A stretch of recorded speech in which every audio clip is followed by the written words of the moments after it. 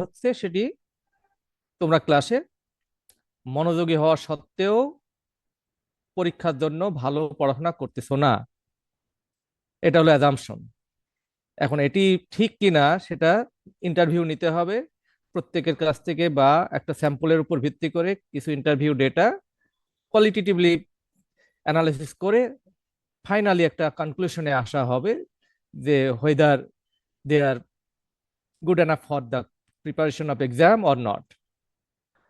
কিন্তু statistically significant কিনা সেটি জাস্টিফাই করার জন্য এরকম কোনো কোয়ালিটেটিভ হাইপোথিস ডেভেলপ করা হয় না। সেখানে ভেরিয়েবলের উপর ডিপেন্ড করে আমাদের ভাবতে হয় যে এখানে জেন্ডারের সাথে, এইজের সাথে, অথবা অন্য কোনো ফ্যাক্টর, যেটি জিওগ্রাফিক্যাল ফ্যাক্টর হোক, অথবা ইকোনমিক ফ্যাক্টর হোক, অথবা সোশ্যাল ফ্যাক্টর হোক, সোশ্যাল ফেনোমেনা যেগুলো আছে সেগুলোর উপর ভিত্তি করে একটা অ্যাজাম্পশন করা হয়। এই ক্ষেত্রে যদি আমরা টেস্ট করে বাতিল বা গ্রহণ করতে চাই, তাহলে এখানে নাল হাইপোথিস একটা ডেভেলপ করতে হয়, যে হাইপোথিসটা সাধারণত রিজেক্ট যদি হয় তাহলে অল্টারনেটিভ হাইপোথিস ব্যাপারটা আসে, আর অ্যাকসেপ্ট হলে তো হলোই। তাহলে নাল হাইপোথিস যখন রিজেক্ট হয় তখনই একাধিক বিকল্প হাইপোথিস আসে। এই টাইপের হাইপোথিস ডেভেলপের ক্ষেত্রে আমরা সাধারণত করি either negative approach or positive approach. Negative অ্যাপ্রোচটা হলো there is no such relationship between two groups, অথবা নো ডিফারেন্স। আর যদি পজিটিভ হয় দে আর ইন্ডিপেন্ডেন্ট, তারা প্রত্যেকে স্বাধীন। তাহলে স্বাধীন যদি হয় তার মানে তাদের মধ্যে কোনো সম্পর্ক নাই, ইন্ডিভিজুয়াল। তাহলে পজিটিভলি যদি বলি তাহলে নো বাদ দিয়ে তার বিকল্প টার্ম, পজিটিভ টার্ম ব্যবহার করি, দেয়ার ইজ অ্যান অ্যাসোসিয়েশন। তার মানে কি তাদের মধ্যে সম্পর্ক আছে। যদি নেগেটিভ বলি there is no relationship, they are independent, তার মানে তাদের মধ্যে কোনো রিলেশনশিপ নাই, দে আর প্রত্যেকে স্বাধীন।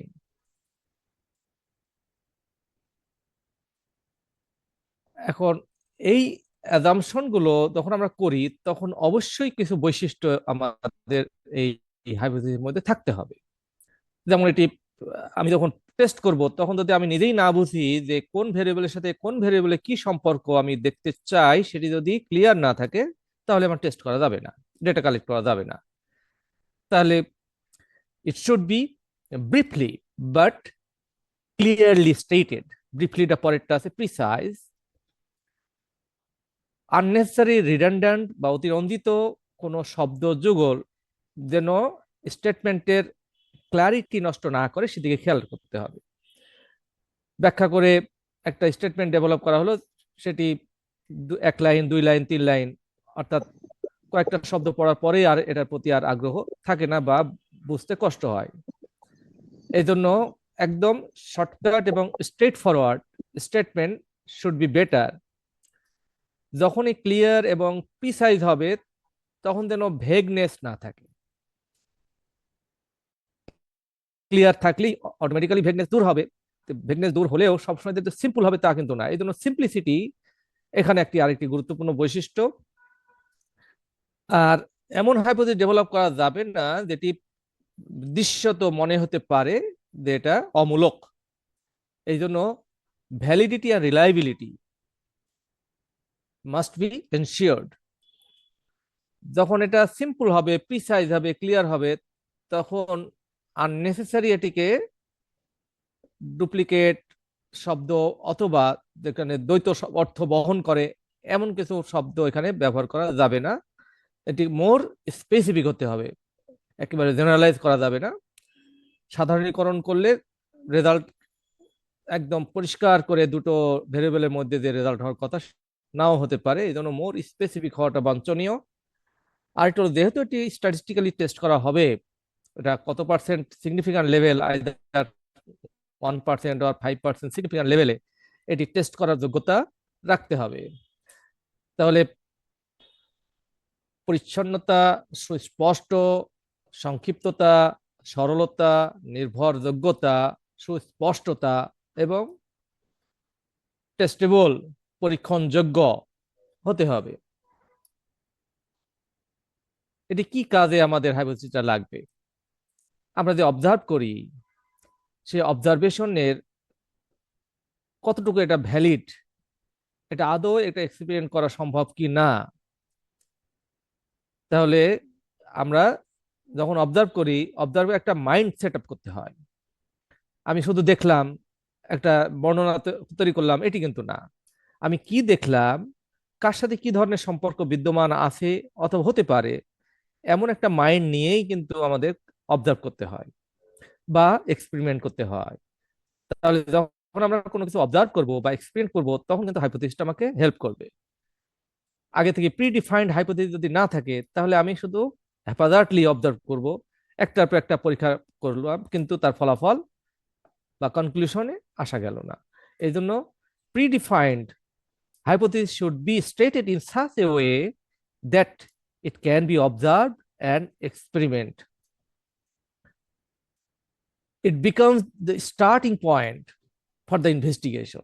আমার হাতে স্টেটমেন্ট আছে, সুতরাং আমি যখন শুরু করবো ইনভেস্টিগেশন, তখন it will be very helpful. It helps in verifying the observation.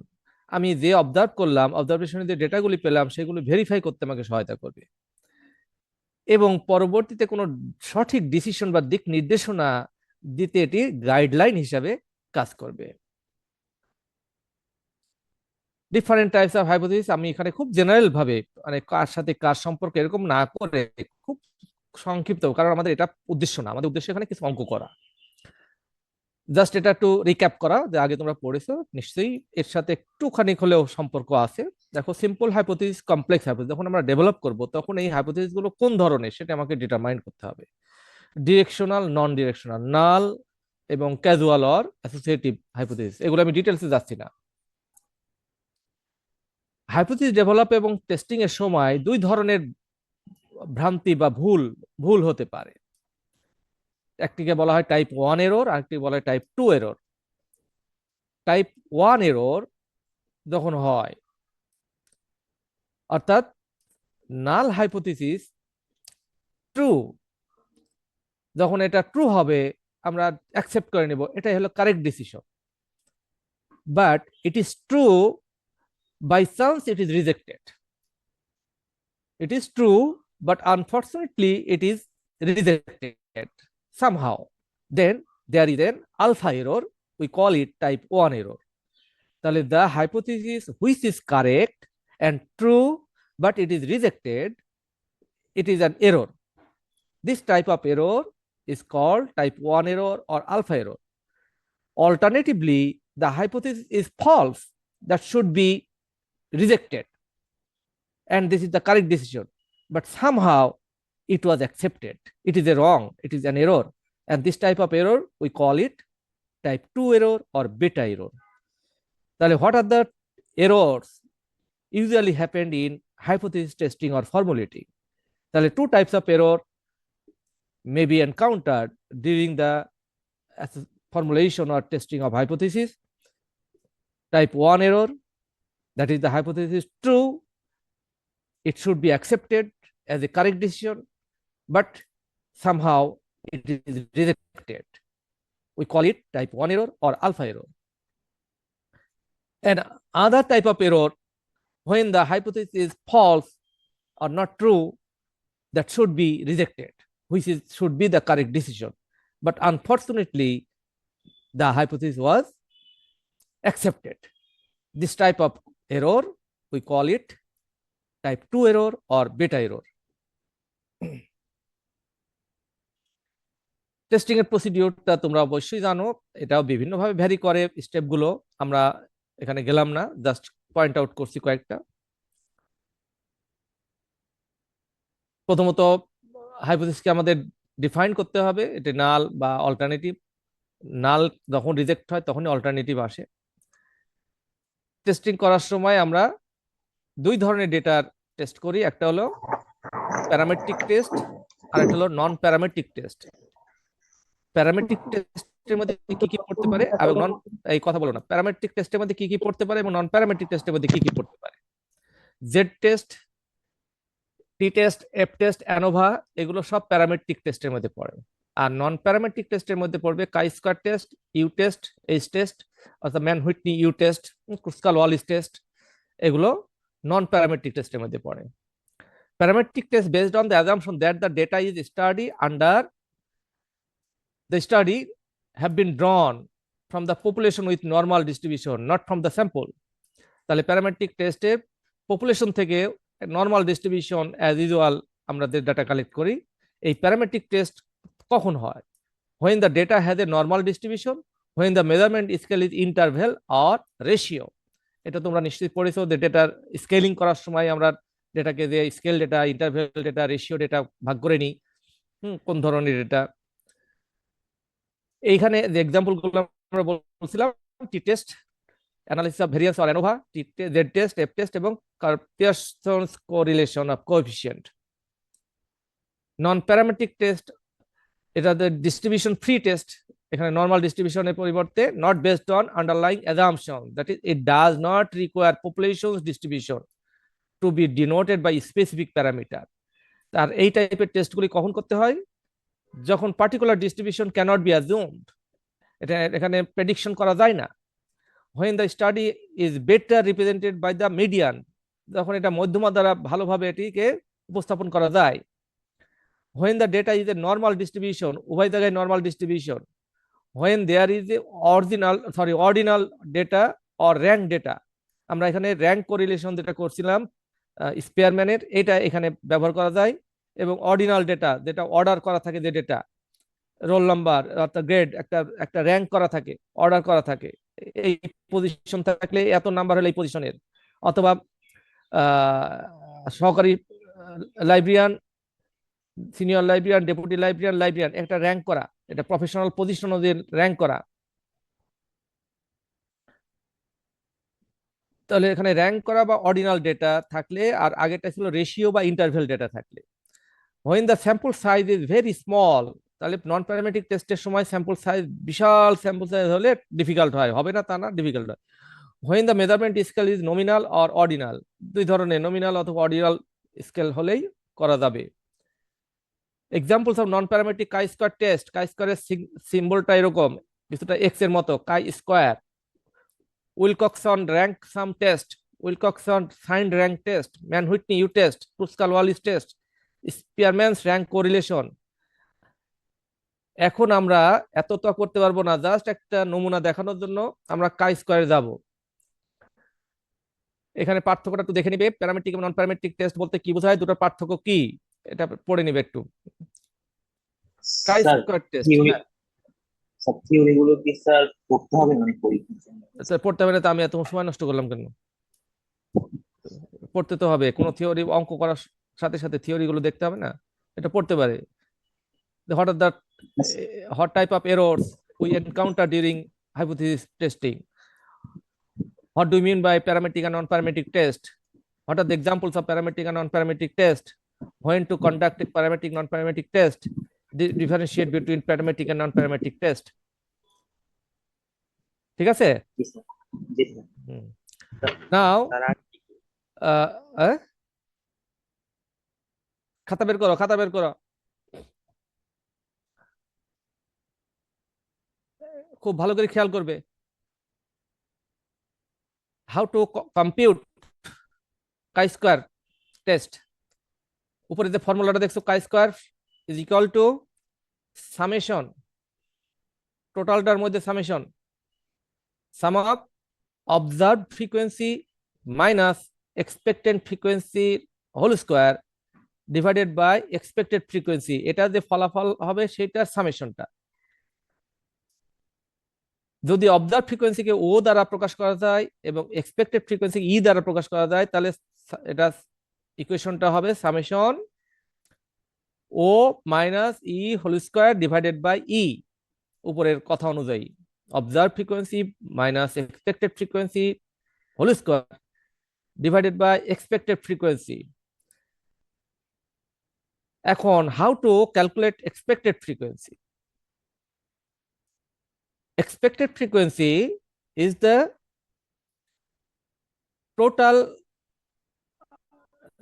Number of the row অর্থাৎ row total and total number of the column, not number of the column, the number exist in the column.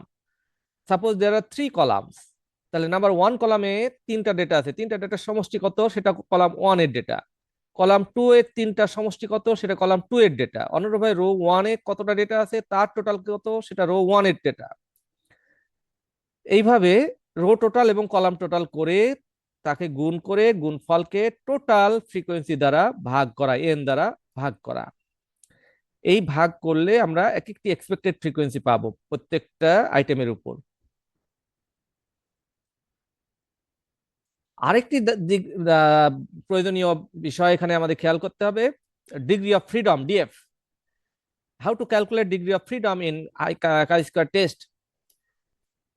row minus 1 into column minus 1, the number of rows minus 1 into number of columns minus 1, এটা গুণফল যত হবে সেটা হলো degree of freedom. এটা কেন লাগবে? আমরা যখন এই প্রত্যেকটা কাই স্কোয়ারের মানের জন্য একটা টেবিল ভ্যালু আছে, এটা স্ট্যাটিস্টিকের বিভিন্ন বইতে পাওয়া যায়। এই টেবিল ভ্যালুটা ডিগ্রি অফ ফ্রিডম দ্বারা আমরা আইডেন্টিফাই করব। সাপোজ এখানে যদি 3টা কলাম থাকে আর 4টা রো থাকে, তাহলে কি হবে? ডিগ্রি অফ ফ্রিডম কত হবে? 4টা রো এবং 3টা কলাম।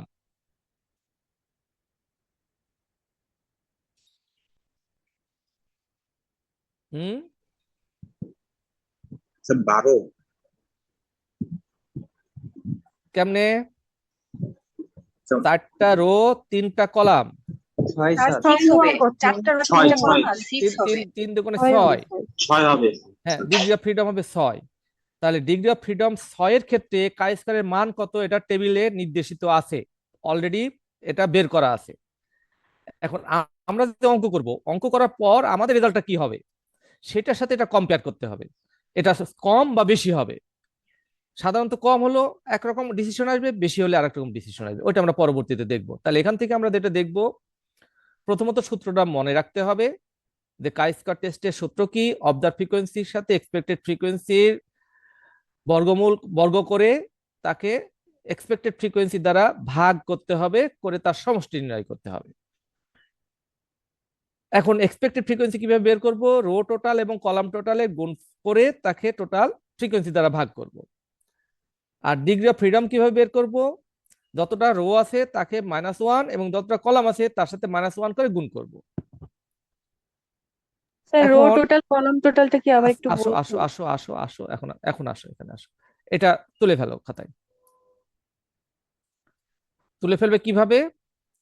ধরো আমরা পারফরমেন্সের রেটিং করছি, পারফরমেন্সের রেটিংটা অ্যাভাব, এভারেজ, এভারেজ, পোর, 3টা ভাগে করলাম। ট্রেনিং এর অবস্থা কি? Intensive training, average training, nominal training, 3টা এখানে অবস্থা। তাহলে পারফরমেন্স এবং ট্রেনিং এর সাথে কোনো সম্পর্ক আছে কিনা সেটা আমরা দেখতে চাই। আপাতত ভাবে তোমাদের যেটা কাজ সেটি হলো পারফরমেন্সের অধীনে 3টা, ট্রেনিং এর অধীনে 3টা দিয়ে ডেটাগুলো লেখো। এখন টোটালের ঘরটা খালি রাখো,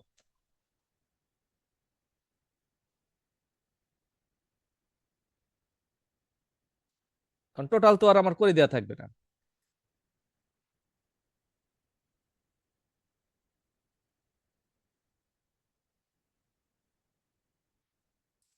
তোলা হলে আমাকে বলবে।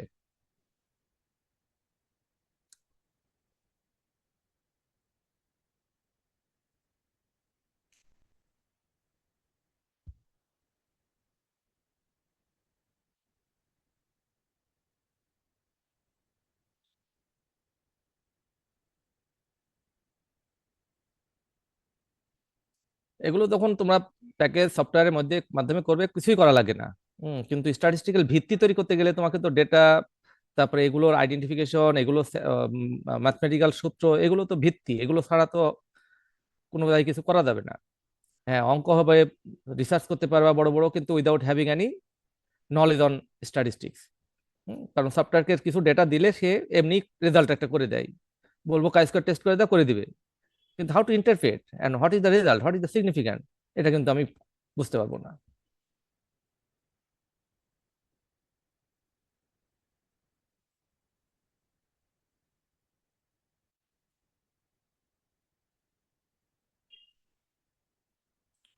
হয়েছে?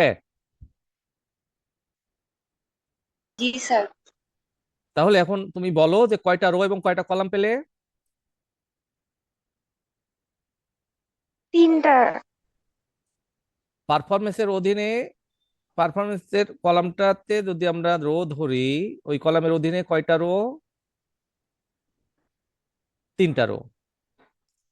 ট্রেনিং এর অধীনে কয়টা কলাম? 3টা কলাম।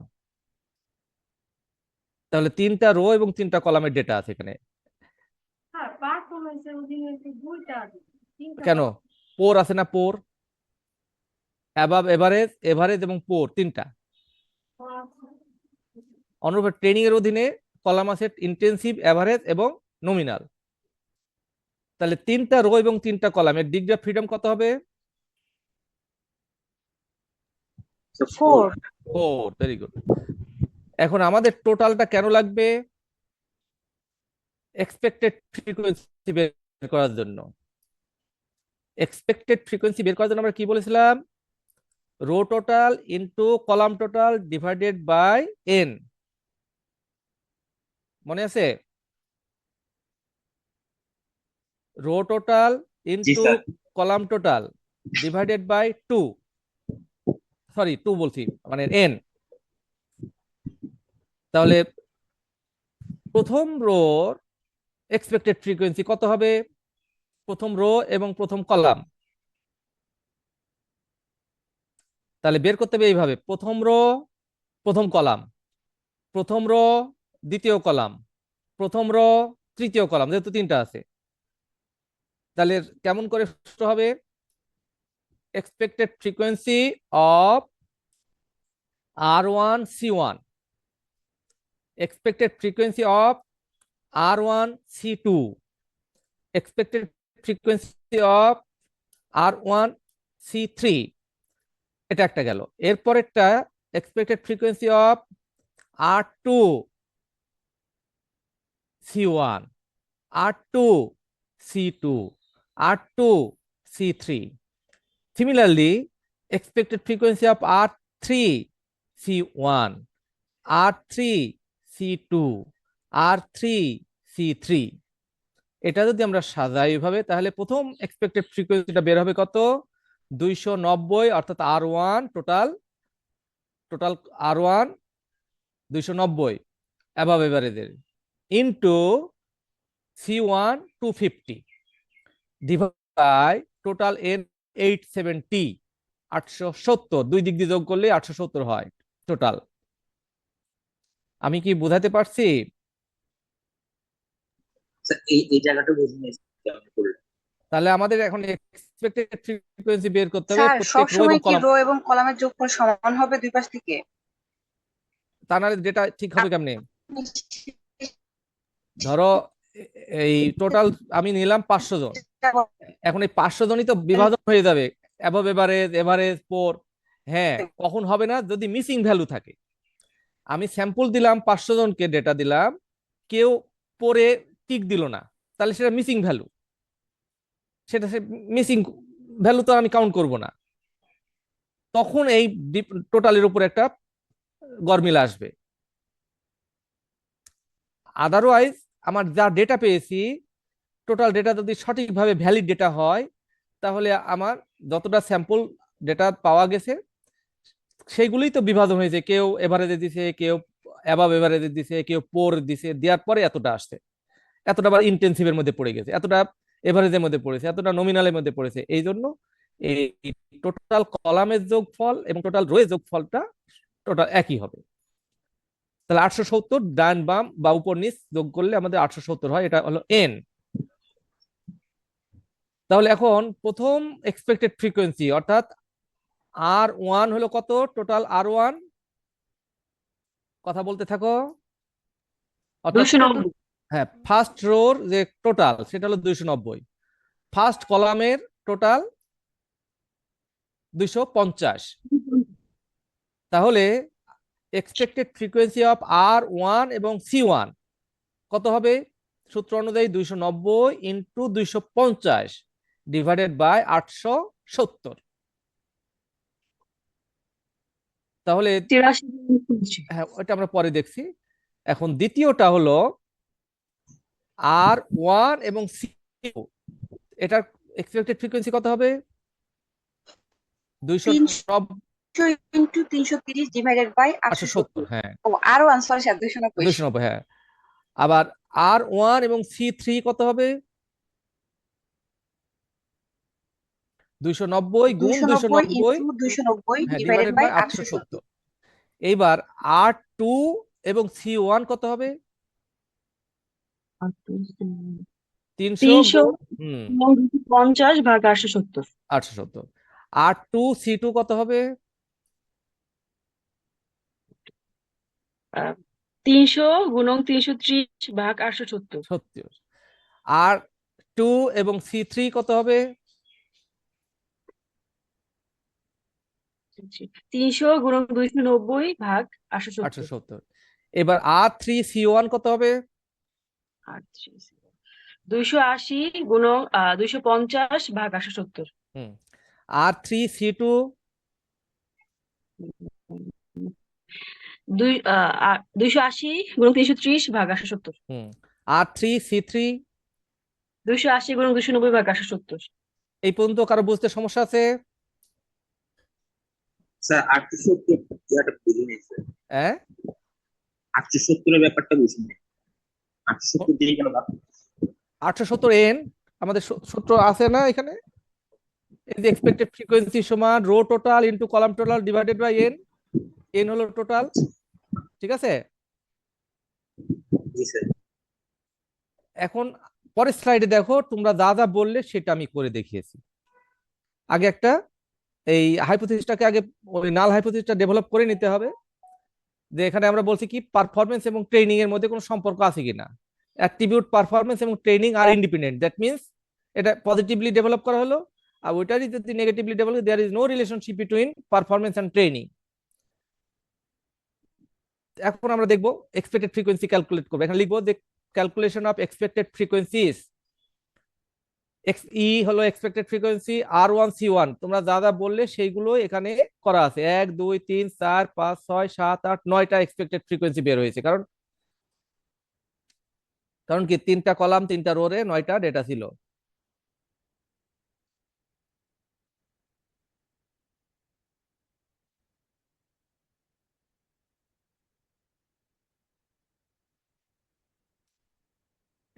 যারা বুঝো না এখান থেকে বুঝে নাও, তারপরে প্রশ্ন করো।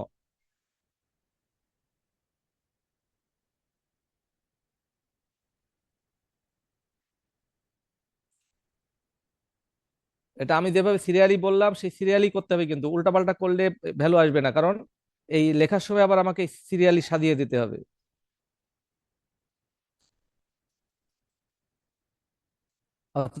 R1 শেষ হবে R2, তারপরে R3।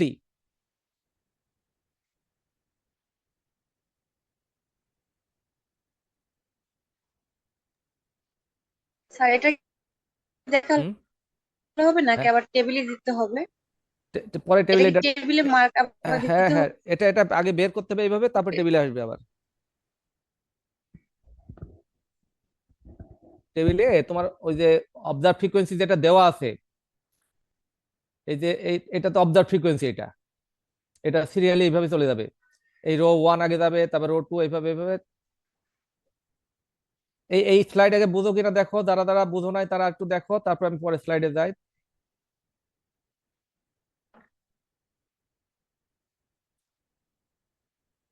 যারা বুঝো তো বুঝোই, যারা বুঝো না তারা কথা বলো।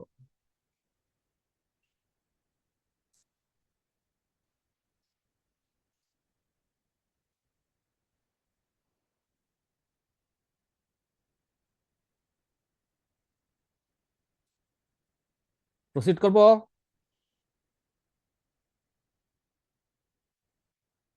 জি স্যার।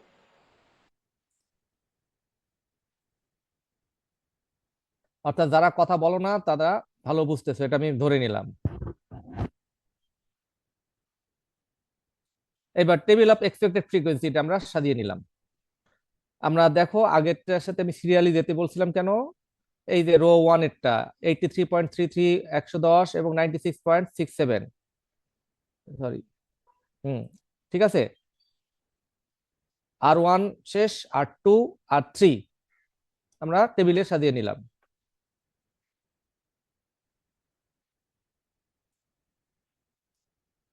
কোনো সমস্যা আছে? স্যার এগুলো যোগ করেও সেমই হচ্ছে। হবে তো।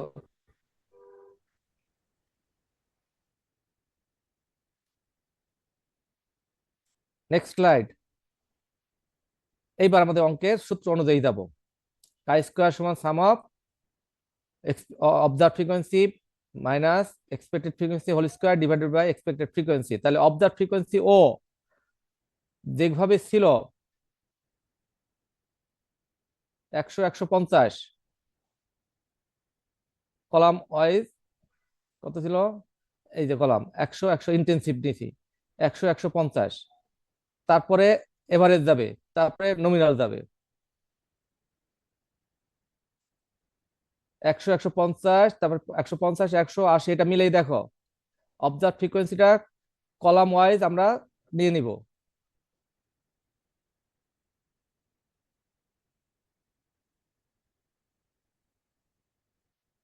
প্রত্যেকটা কলামের এগেইনস্টে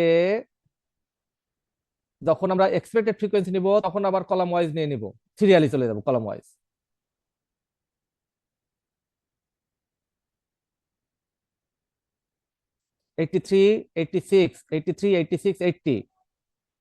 প্রত্যেকটা কলামের যেভাবে সিরিয়ালি আমরা চলে গেলাম। এখানে গেলাম অবজার্ভ ফ্রিকোয়েন্সিতে, এটা ভুল হয়। ভুল হয় বলতে এখান থেকে যখন আমি আসি তখন আমার মনে থাকে না, কোনো কোনো ক্ষেত্রে কি হয় যে অ্যাবাভ এভারেজ এটা 100 150 40 নিয়ে নিলাম, দিয়ে 100 100 100 নিলাম, এইভাবে না। ইন্টেনসিভ আগে নিলাম, এভারেজ, তারপরে নমিনাল অর্থাৎ ট্রেনিং এরটা, পরের ভেরিয়েবলটা। স্যার এই টেবিলে ডাটাগুলো বসানো না, বুঝিনি ইন্টেন্সিভ অ্যাভারেজ নমিনালে ওই এটা আমরা বসিয়েছি কিভাবে? ধরো আমরা ডেটা কালেক্ট করার পরে এইভাবে আমরা পেলাম, তোমাকে অঙ্কে দেয়া থাকলো এটা যে ট্রেনিং এর ক্ষেত্রে ইন্টেনসিভ ট্রেনিং গ্রহণ করছে যারা, তাদের মধ্যে 100 জন অ্যাবভ এভারেজ নাম্বার পেল, তাদের পারফরমেন্স রেটিংটা হলো এভারেজের উপরে। আরো 100 জন হলো নর্মাল এভারেজ, আর 50 জন হলো ভেরি পোর। এভারেজ লেভেলের ট্রেনিং নিল, ইন্টেনসিভ লেভেলের ট্রেনিং এ এটা গেল। এবার এভারেজ লেভেলের ট্রেনিং এ 150 জনের হলো result performance above average. Average লেভেলের ট্রেনিং এ 100 জনের average result. Average level training 80 জনের খুব পোর রেজাল্ট।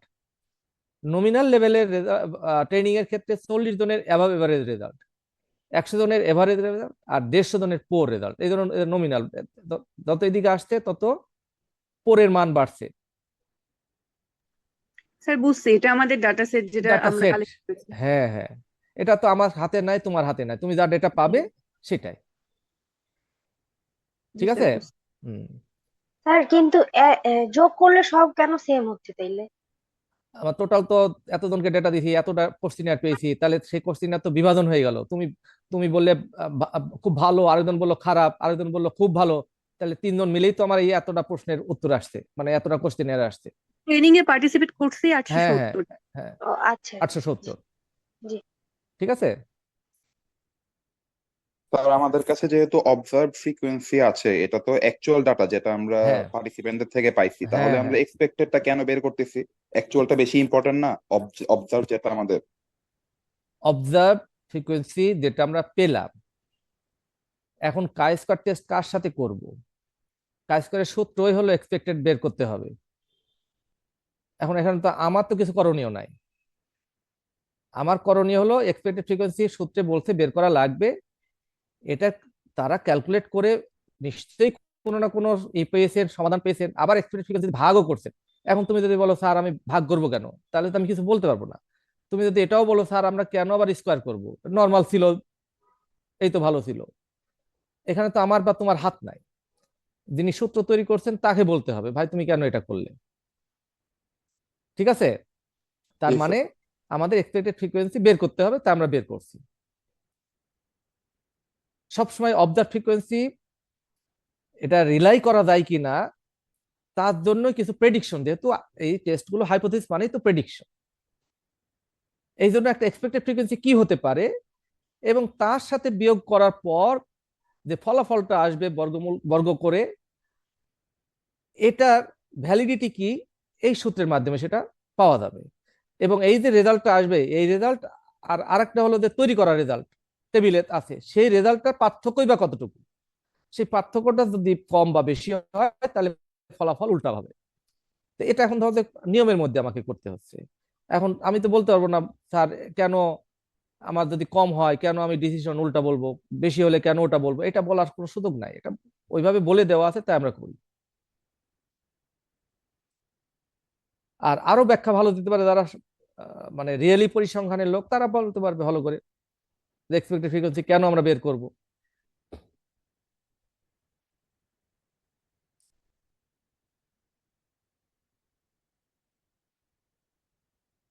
এখানে তো বুঝতে সমস্যা নাই, আছে খালি সাজানোটা সমস্যা। অবজার্ভ ফ্রিকোয়েন্সি গুলো কলাম ওয়াইজ, একটা কলাম শেষ হবে তারপরে কলাম, তারপরে কলাম শেষ হবে তারপরে কলাম। অনুরূপভাবে যখন এক্সপেক্টেড ফ্রিকোয়েন্সি গুলো বের করব তখন ওই কলাম ওয়াইজ এই টেবিলে দেখবো কলাম 1 নম্বর কলাম, 2 নম্বর কলাম, 3 নম্বর কলাম, এইভাবে আমরা চলে যাবো। তাহলে তার এগেনস্টই বসে যাবে প্রত্যেকটার এগেনস্টে। এই যে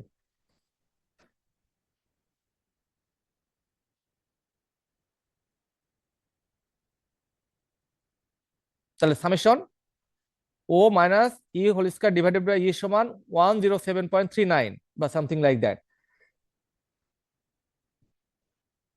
ঠিক আছে? জি স্যার, এটা তো আমরা বুঝতে পারছি হ্যাঁ ক্যালকুলেশন নন। হ্যাঁ, ক্যালকুলেশন যাই আসুক না কেন এরকম একটা কিছু আসবে।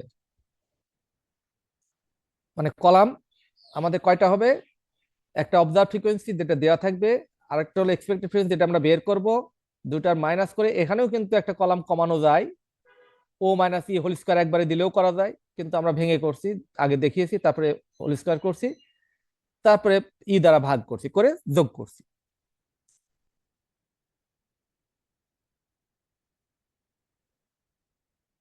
পরের স্লাইডে যাব। জি স্যার।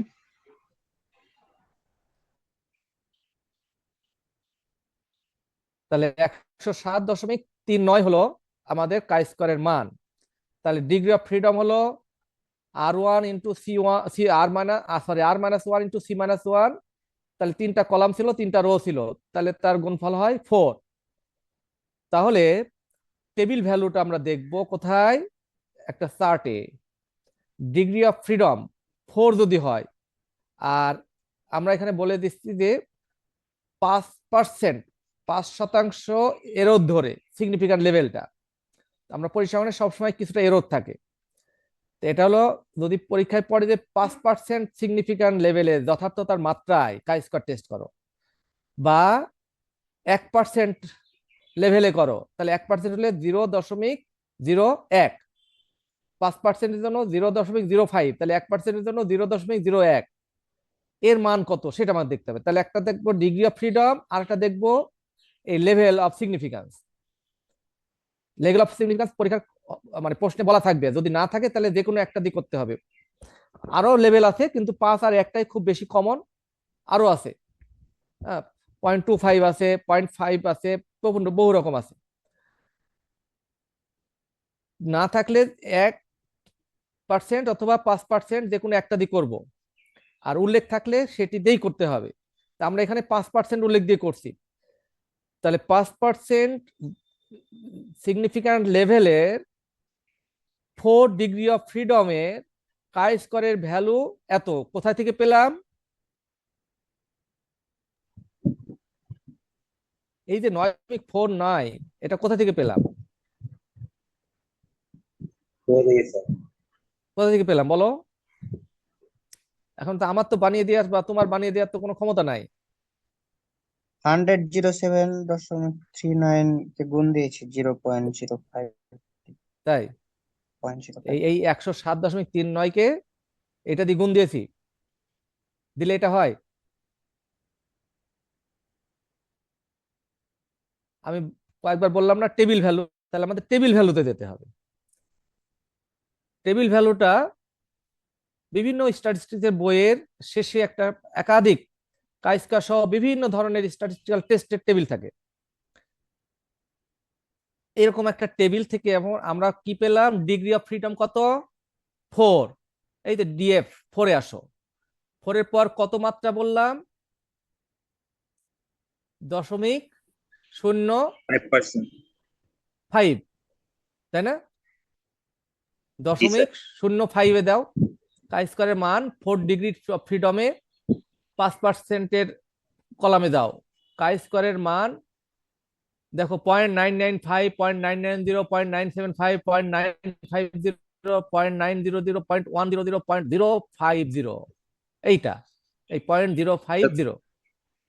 তার মানে স্যার ওই চার্টে স্যার ডিগ্রি হ্যাঁ, অফ ফ্রিডম 4 এবং 5% একটা মান দেওয়া থাকবে। মান দেওয়া আছে, এটাকে বলা হয় টেবিল ভ্যালু। আচ্ছা আচ্ছা।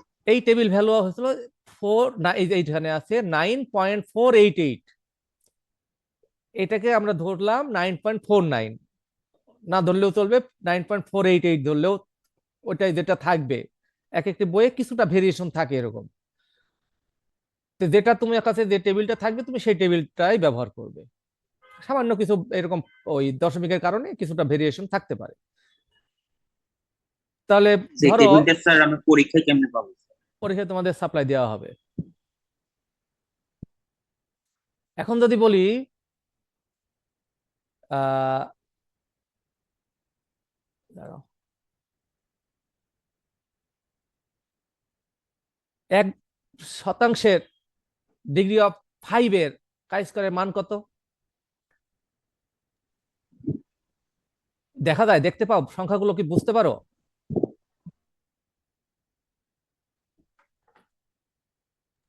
স্যার টেবিল স্যার তো এখানে তো দেখতে আপনার পাচ্ছি না। হ্যাঁ, টেবিল তো স্যার আমরা দেখতেছি না।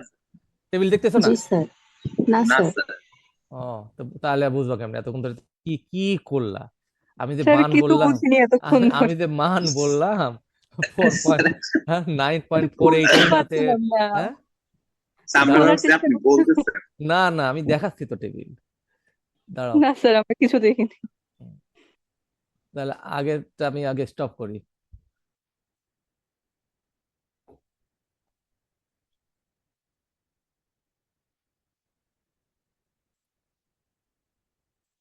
এবার দেখতে পাও না, এই যে জি কাই স্যার। স্কয়ার ডিস্ট্রিবিউশন টেবিল, কাই স্কয়ার ডিস্ট্রিবিউশন টেবিল এর ডিগ্রি অফ ফ্রিডমের ভ্যালুগুলো দেখো, 1 2 3 4, এইভাবে ডিগ্রি অফ ফ্রিডম 100 পর্যন্ত আছে। এরপরে কাই স্কয়ার 0.995 সংখ্যা দেখা যায়। জি জি স্যার। স্যার, জি দেখা স্যার দেখা যায়। হ্যাঁ, তাহলে কাই স্কয়ার 0.995, 0.990, 0.975, এগুলো লেভেল অফ সিগনিফিকেন্স। আমাদের লেভেল অফ সিগনিফিকেন্স হলো 5%, 5% হলো 0.050 বা 0.05। তাহলে 0.05-এ আসলাম, এসে 4 ডিগ্রিতে গেলাম, 4 ডিগ্রি অফ ফ্রিডমের 0.5-এর মান হলো 9.488, ঠিক আছে? এখন জি বলো স্যার। 1% লেভেল অফ সিগনিফিকেন্সের 5 ডিগ্রি অফ ফ্রিডমের মান কত? স্যার 15.08, ঠিক, 11। 15.08। জি স্যার। 15 পয়েন্ট। Very good. তাহলে বুঝতে পারছো তো কিভাবে বের করতে হবে? জি স্যার। জি স্যার। আচ্ছা, ডিগ্রি ফ্রিডম আগে আর হ্যাঁ, ডিগ্রি অফ সিগনিফিকেন্স ফ্রিডম বের লেভেলের করে নিতে হবে। পার্থক্য কি? হ্যাঁ, হ্যাঁ, তো ডিগ্রি অফ ফ্রিডম আর সিগনিফিকেন্স লেভেলের পার্থক্য কি? দুইটাই যেহেতু দুটা তো বুঝায় যে দুই কি জিনিস। পরিমাণ এরর অ্যাকসেপ্টেবল। না না না, দুটা দুই জিনিস। একটা হলো ডিগ্রি অফ ফ্রিডমটা আমরা বের করলাম কেন, যে ব্যবধানটা দেখার জন্য। আর এটা তো এরর না, ঠিক ওই কত পার্সেন্টের মাত্রায় আমরা এটাকে গ্রহণ করব, এই দুটার সমন্বয়ে একটা ভ্যালু আসবে। সেই ভ্যালুটা হলো তৈরি করা ভ্যালু, আর আমাদের হলো অঙ্ক করার পরে একটা ভ্যালু পাবো। এই দুটা ভ্যালুর এখন আমরা জাস্টিফাই করব। এখান থেকে সরব। জি স্যার। মান বের করতে সমস্যা হবে না তো কারোর? Degree of freedom 10, 1% significance level কত? স্যার 23.209। 23.20। 209 বা 21, তাই তো? হুম, ঠিক আছে।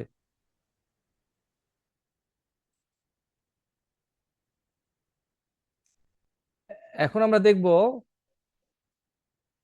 কিভাবে আনসার লিখতে হবে, ডিসিশন কিভাবে আসবে। তাহলে আমাদের ক্যালকুলেটেড ভ্যালু হলো 107.39 আর টেবিল ভ্যালু হলো 9.488 বা 49। তাহলে লেখার সময় এইভাবে একটু লিখতে হবে, মানে এইরকমই এক্স্যাক্টলি এই ল্যাঙ্গুয়েজই হতে হবে তা না, তোমাদের মতো করে বুঝে লিখবে, কিন্তু জাস্ট একটা ভাষা এখানে ব্যবহার করা হলো।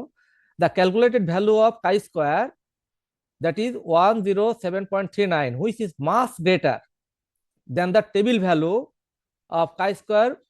যে লেভেল বলা হবে সেই লেভেলটা এখন উল্লেখ করে দিতে হবে, এবং তার নাম্বার মান হলো 9.488 বা 49। Therefore the null hypothesis will be rejected. তাহলে কি দাঁড়ালো, যদি টেবিল ভ্যালু কম হয় আর ক্যালকুলেটেড ভ্যালু বেশি হয়, টেবিল ভ্যালু থেকে ক্যালকুলেটেড ভ্যালু যদি বেশি হয় তাহলে নাল হাইপোথিসিস রিজেক্ট হবে।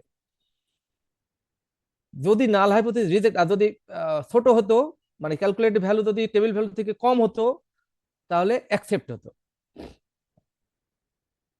ঠিক আছে, মনে রাখতে হবে কি, কাই স্কোয়ারের টেবিল ভ্যালুর মান যদি ক্যালকুলেটেড ভ্যালু অপেক্ষা কম হয়, অর্থাৎ ক্যালকুলেটেড ভ্যালুর মান বেশি হয়, তাহলে নাল হাইপোথিসিস উইল বি রিজেক্টেড।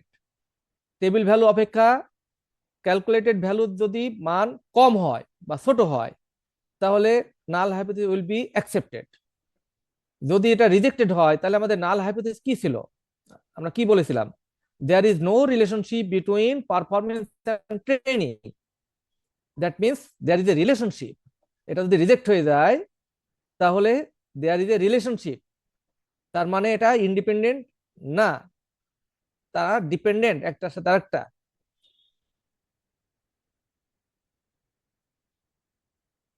তাহলে কি দাঁড়ালো, therefore the null hypothesis will be rejected and hence performance and training are associated। ঠিক আছে, তাহলে কখন রিজেক্ট হবে নাল হাইপোথিসিস,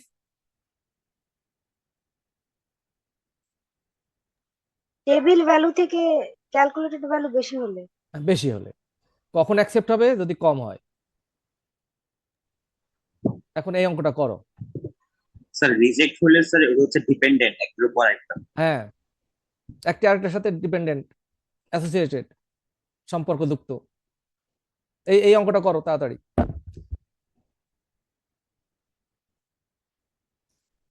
এটা হলো, স্যার আমাদের নাল হাইপোথিসিস এটা ছিল যে অ্যাসোসিয়েটেড না। হুম, অর্থাৎ দেয়ার ইজ রিজেক্ট নো হওয়ার রিলেশন, কারণে। দেয়ার ইজ নো রিলেশনশিপ মানে তো অ্যাসোসিয়েটেড না। হ্যাঁ, রিজেক্ট হওয়ার কারণে আমরা হলো যে তারা associated। হ্যাঁ, তাদের মধ্যে সম্পর্ক আছে। অ্যাসোসিয়েটেড না জি বলে অন্য ভাষা ব্যবহার করতে পারি, there is a relationship between performance and training. জি স্যার, বুঝছি। স্যার এদের মধ্যে তো স্যার রিলেশন আছে তাই না স্যার, হ্যাঁ এই জন্য তো ডিপেন্ডেন্ট। হ্যাঁ হ্যাঁ।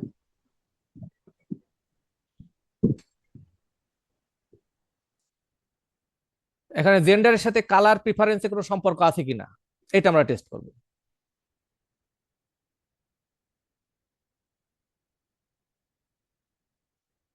স্যার আগে নাল হাইপোথিসিস তৈরি করতে হবে।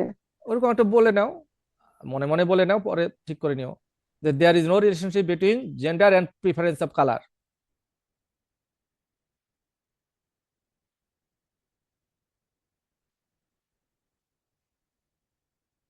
জেন্ডারের আন্ডারে 2টা কলাম আর কালারের অধীনে 3টা রো। এই জায়গাটা বুঝি নাই স্যার, আগে থেকে কি আমরা এজিং করে নেবো যে কোনো রিলেশন নেই? হ্যাঁ হ্যাঁ হ্যাঁ হ্যাঁ, অর্থাৎ জেন্ডার এরপর and preference of colour are independent, that is there is no relationship between gender and preference of colour. কিন্তু পরে যদি রিলেশন পাওয়া যায় সেক্ষেত্রে বলবো যে ডিপেন্ডেন্ট। হ্যাঁ, মানে ডিপেন্ড বলে দিতে পাওয়া গেল, মানে দেয়ার ইজ এ রিলেশনশিপ বা দেয়ার ইজ নো রিলেশনশিপ, এটা অ্যাকসেপ্ট বা রিজেক্টের উপর ডিপেন্ড করবে।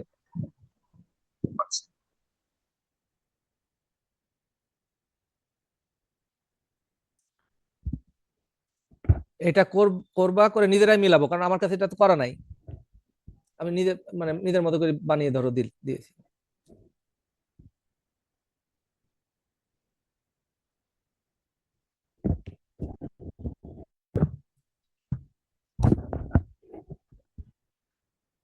তোমরা করতে থাকো, আমি একটু 5 মিনিটের মধ্যে আসছি। কথা বলো না যেন।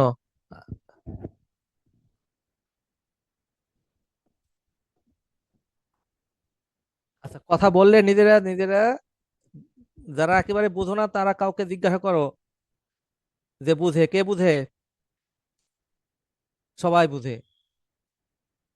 যেহেতু সবাই বুঝে, সুতরাং কোনো কথা নাই।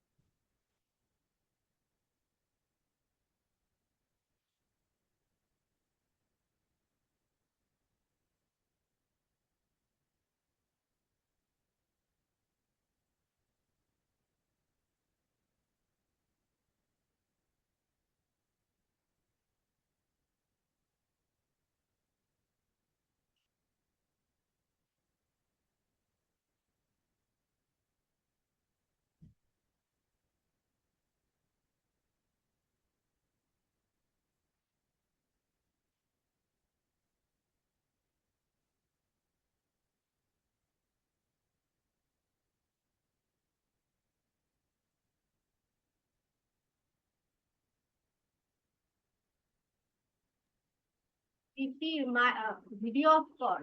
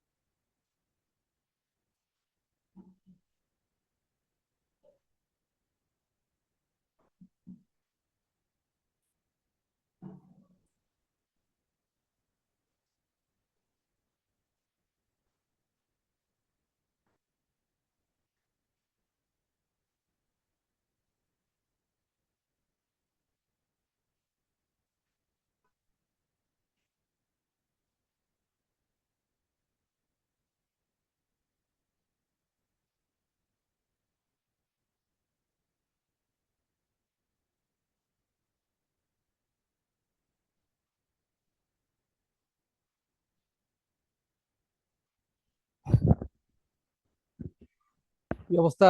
টেবিল ভ্যালু লাগবে?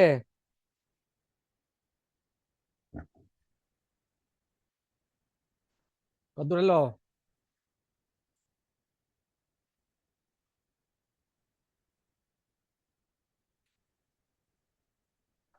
এই কোনো কথা নাই কেন?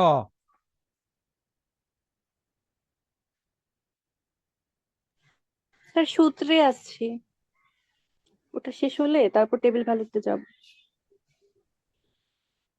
ডিগ্রি অফ ফ্রিডম তো দেয়া নেই প্রশ্নে, এটা কত ধরবো? প্রশ্নে দেয়া থাকে, প্রশ্নে দেয়া থাকে। এটা তো বের করতে হবে। ডিগ্রি অফ ফ্রিডম বের করলাম কিভাবে? r-1 ইন্টু c-1,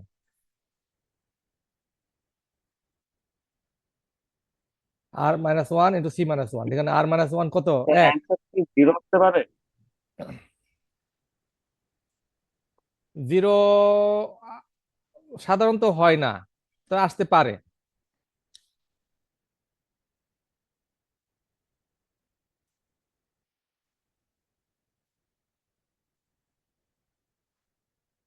এখানে ডিগ্রি অফ ফ্রিডম কত? 2, অর্থাৎ 2 - 1 ইন্টু 3 - 1। তাহলে 1 ইন্টু 2 সমান 2। তুমি এই ভ্যালু পেলে কোথায়? ডিগ্রি অফ ফ্রিডমের সাথে 1% যে টেবিল ভ্যালু, ওটা কোথায় পেলে? এখনো করো না এত দূর নাকি?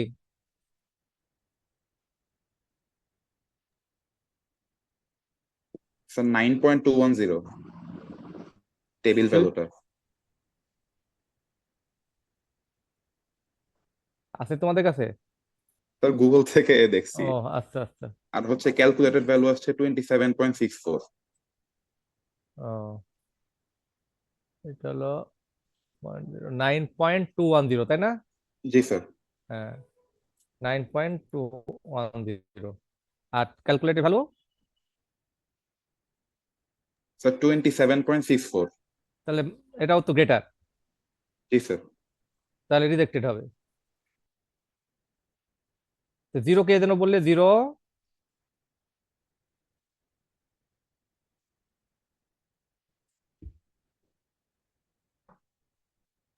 না স্যার, পরে হয়েছে স্যার।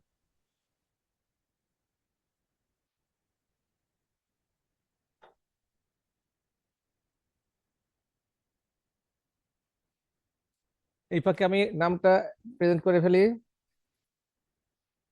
রোল নম্বর 1 ইয়েস আছে? স্যার। হ্যাঁ, 2, yes sir. 3, yes sir. 4, yes sir. 5, 6, 7, yes sir. 8, yes sir. 9, sir 6 present sir. 6, sir 9 6 9, 10, 11, Yes, sir. 12, yes sir. 13, present sir. 14, yes sir. 15, yes sir. 16, 17, yes sir. 18, yes sir. 19, yes sir. 20, present 21, sir. কি 20? Yes sir. কত? Sir 21। আর 20? Sir 20%। আচ্ছা, 22, 23, 24, yes sir. Yes, sir. 24.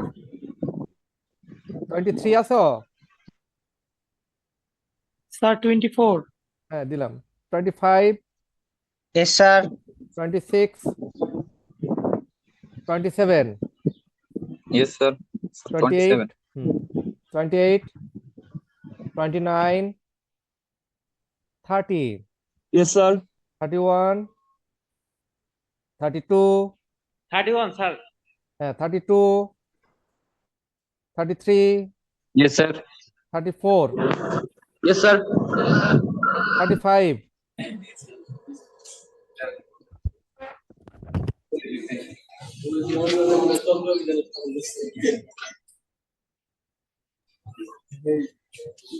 35 আসতে কিন্তু attendance দিতে পারছে না। 5, 36, আসতে কিন্তু অ্যাটেন্ডেন্স দিতে sir. পারছে না। Sir, আচ্ছা, 36. Sir, 9. 9, হ্যাঁ দিয়েছি তো 9, 36, 36. Yes, sir. 37, Yes, sir. 38, Yes, sir. 39, Yes, sir. 40, 41, 42, Yes, Sir, yes, sir. 41, sir. Sir, 42. 43, Yes, sir. 44, 45, 46, Yes, sir. 47, Yes, sir. 48, 49, Yes, sir. 50, Sir, 48. 50, 51, Yes, sir. 52, Yes, sir. 53, 53, 53, Yes, sir. 54, Sir, 53. Yes, sir. দিয়েছি 55, Yes, sir. 56, Yes, sir. 57, 58, Present, sir. Sir, 57, 58. আগেরটা জি, 57, আচ্ছা 58, 59, Yes, sir. Yes, sir. Sir, 58 আছে। দিয়েছি 59, Yes, sir. 60, Yes, sir.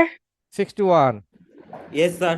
62, 63, 63, Present, sir. 64, দিয়েছি Yes, 64, sir. Yes, 65, sir. 65, 66, Present, sir. 67, Yes, sir. 68, 69, Present, sir. 70, Present, sir. 71, Yes, sir. 72, Yes, sir. 73, 72. Yes, sir. 74, Sir. 75, 76, Yes, sir. 77, Present, sir. 78, Yes, sir. 79, Present, sir. 80, Present, sir. 81, Yes, sir. 82, 81 পর্যন্ত শেষ। Sir, 82. আমার 35 sir একটু disconnected হয়ে 82, গেছিলাম। জি, sir 82. আচ্ছা গতদিন ছিলে না 80, 81, 82 গত ক্লাসে গতকাল স্যার কাল ছিলাম না। 35, 35 দিয়েছি 35 দিয়েছি স্যার 31 দিয়েছেন?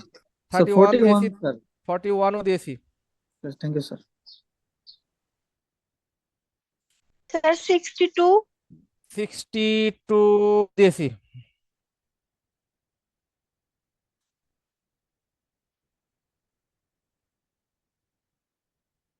আচ্ছা আমাকে একটু ক্লোজ করতে হবে, মিটিং আছে, একটু যেতে হবে।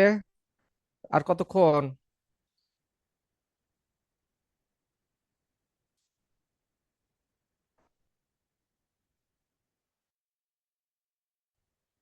স্যার ক্যালকুলেটেড ভ্যালু বড়ই। হ্যাঁ বড় হলে রিজেক্টেড হবে। হ্যাঁ, রিজেক্টেড। তার মানে আমাদের নাল হাইপোথিসিস হলো এই দুটা হ্যাঁ রিজেক্ট হয়ে যায়, তাহলে স্যার হচ্ছে এই দুটার মধ্যে সম্পর্ক আছে। আছে।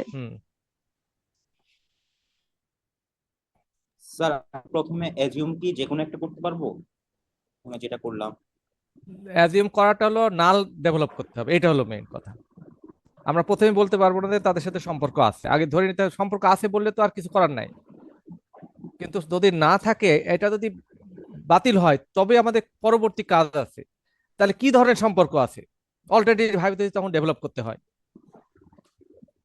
এই জন্য টেস্টিং এ অলওয়েজ না হাইপোথিসিস আগে ডেভেলপ করে নিতে হয়, তারপরে সেটা রিজেক্ট বা অ্যাকসেপ্ট করার প্রশ্ন আসে। আচ্ছা আমরা যে প্রথমে ওই যে করলাম, অনুমান করলাম যে দেয়ার ইজ নো হ্যাঁ রিলেশন বিটুইন, ওইটাই তো। ওটা কি সবসময় নো রিলেশনই ধরবো? হ্যাঁ হ্যাঁ assume হ্যাঁ করার ব্যাপার? হুম। আচ্ছা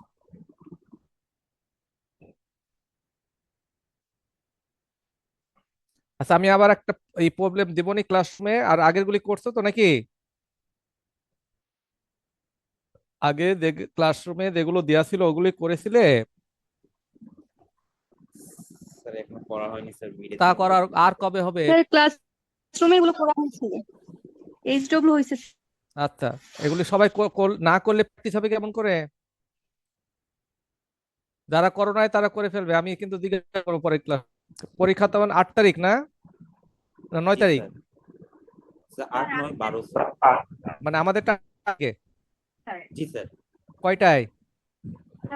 12টাই স্যার। 12টায়, ঠিক আছে। ক্লোজ করলাম।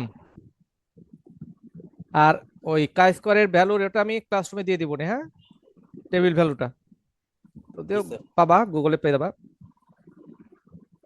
তো ভালো থাকো। শুধু ভালো থাকলে তো হবে না, ধন্যবাদ স্যার।